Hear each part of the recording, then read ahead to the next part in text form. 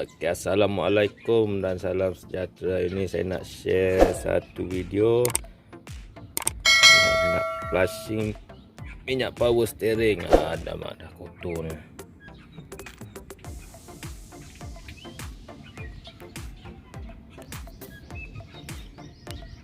Saya pakai 2 liter. Okey, selamat mencuba.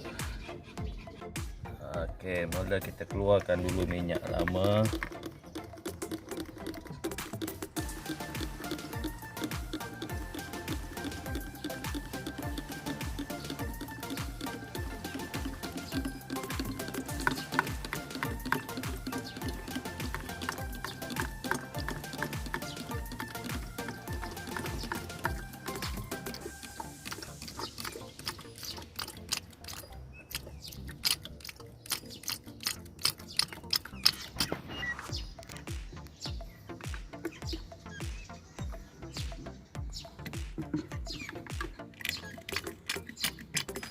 Okey, siap.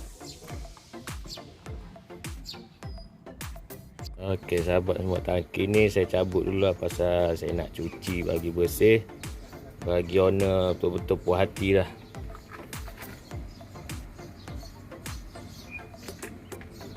Okey, ni kita flushing setengah botol dulu.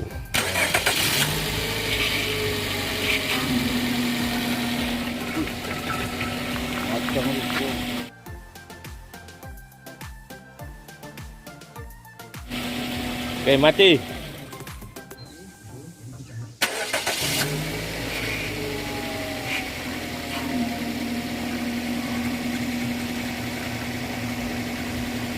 Okey, mati.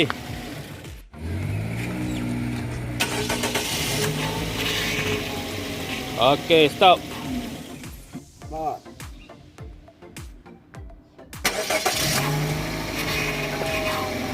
Okey, stop.